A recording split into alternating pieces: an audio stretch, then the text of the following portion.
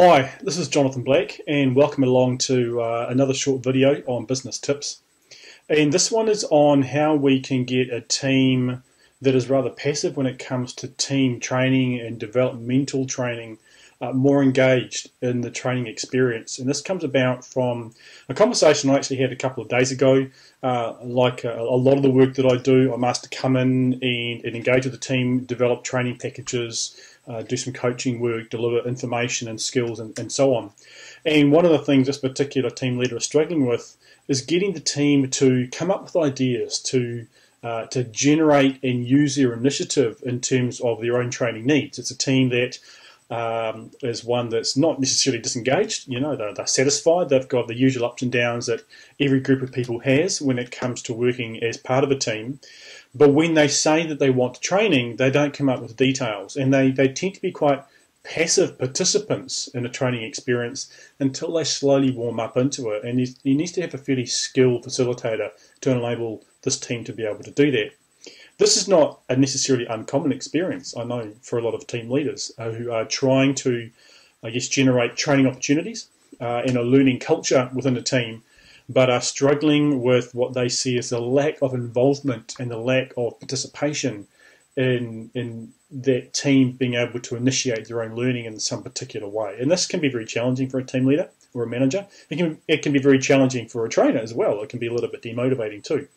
But it certainly caused me to come up with some ideas for team leaders as to how to look at, the learning culture in a team. The culture being simply the amalgamation of individual choices that we make and habits that we've created, combined with personality, to try and shift that team from a more passive kind of orientation regarding learning to one that's a bit more interactive and engaged with that particular process.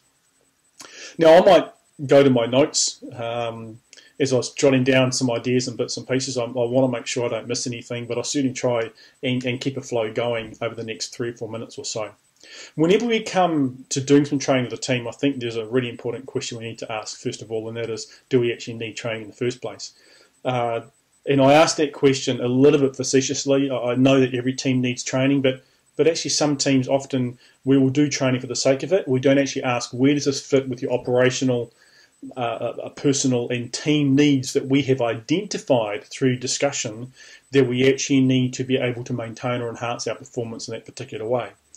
And there's no or rather limited value in initiating training simply for the sake of it. It's got to have a really concrete purpose. Some of the words I used in there, operational, personal, team, are usually the 3 areas that training takes place in. And operations is how we do the business around here, policies, procedures, systems, and so on. Our skills for doing that in particular.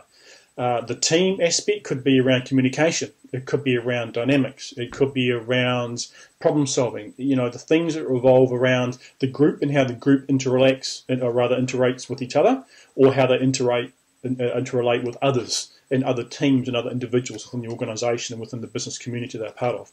And personal. An example of personal training could be around coping and resilience, individual kind of skill development, or group skill development or knowledge development where you've got individual variation and so on. So like a Venn diagram in mathematics and in school, if you can remember, they all kind of cross over, but those are usually the 3 areas. So the second question to ask, other than do we need training, is where does that training fit within one of those 3 and how do they relate to each other? And that will start giving us some structure. And I think it's quite important because without that structure, often we lack a goal. We are focused on the process of delivering training without actually asking, what's this training for in particular? Now, when it comes to shifting that team into, more of an interactive, less passive kind of orientation when it comes to learning, I think we're looking at a long-term approach here and asking ourselves, what are the personality components within that team that are inhibiting that, but also that can contribute to that maybe need to come out in some particular way? And what is the culture within that team? Often I find that teams that are a bit more passive are teams that don't have a culture of being comfortable with being tested or being willing to try themselves in an uncomfortable environment, that there may not be a culture that's necessarily that open to sharing individual mistakes or responsibilities. and is a little bit shy of exposing vulnerability in terms of what I know, what I don't know. Combined with that, of course, you've got the usual thing that often when it comes to training, people don't like to speak out in front of others. They may be worried about doing things like role play or speaking in front of a group. So all these things need to be taken into account. But if we look at developing a culture where we make overcoming those obstacles easier, or as easy as they possibly can be, and people are willing to take the challenge, that's a significant step. So when I think about some concepts of changing a passive learning team to a more active learning team, these are the ideas I've kind of come up with very, very quickly. In no particular order, but number one is subject matter experts, is giving individuals within the team the opportunity to teach others about what they know about something. And we've all got individuals who handle a call really well, have got really good skills in certain areas, and we're asking people to do a 10 to 12 minute presentation on something. It's very short, it's very, very brief, it can be fitted within a regular kind of meeting.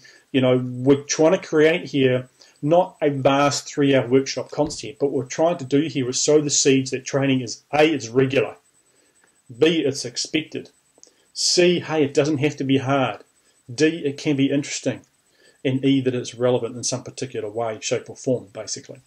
Align with subject matter experts. We can have subject matter experts from other parts of the organisation come in and talk. We can have guest speakers. Keep them tight, keep them confined. My recommendation would be no more than 15 minutes and within the context of a broader group conversation about something else. So in other words, the vehicle to get people in the room is to deliver information or a regular communication around operational matters, but we are piggybacking off that to introduce training elements into that as well. Other ideas are using social media. There's a lot of YouTube stuff, and to be honest, some of it's not that good. Some of it's really, really good.